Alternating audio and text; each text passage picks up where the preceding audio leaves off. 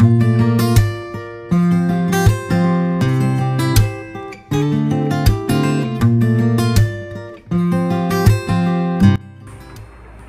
पहा मुलांनो, आपल्या घरी जे मोठी माणसे असतात की नाही, आपले बाबा असतील किंवा पप्पा असतील, ते आपल्या घराचा कारभार बघतात.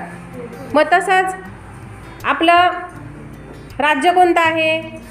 महाराष्ट्र. मग या राज्याचा कारभार करण्यासाठी सुद्धा काही प्रमुख व्यक्ती नेमल्या जातात. त्याच्यासाठी लोक मतदान करतात आणि कुणाला नेमून देतात रे? मुख्यमंत्र्यांना नेमून देतात, आहे की नाही? मग तसंच आज आपल्या शाळेमध्ये आपलं जे शाळेचं कामकाज करायचं आहे आपल्याला दिवसभरामध्ये, त्यासाठी आपण शालेय मंत्रिमंडळ स्थापन करणार आहेत. काय करणार आहोत? शालेय मंत्रिमंडळ. मग आता मला सांगा की मंत्रिमंडळामध्ये कोणकोणते मंत्री असतात बरं? बरोबर.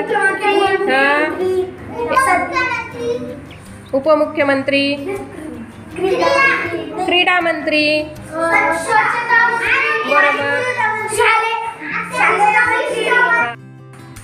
आपल्या शाळेमध्ये असेच मंत्र्यांची नेमणूक करायची आहे आणि त्याच्यासाठी तुम्हाला बघा इथे मतदान कक्ष आहे. इथं तुम्हाला मतदान करायचं आणि ते या मतदान पेटीमध्ये टाकायचं आहे.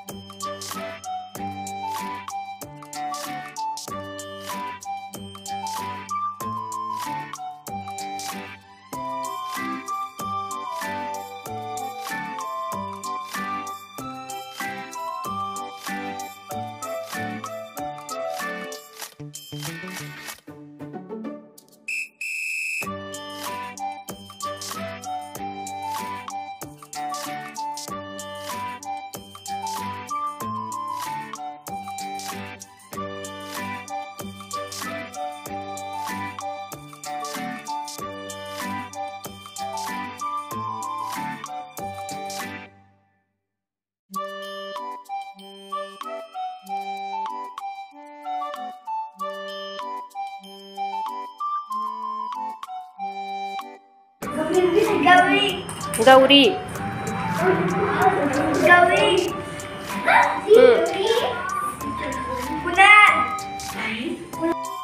तीन, दोन आणि शून्य. मुख्यमंत्री आहे भरत संतोष बोराडे.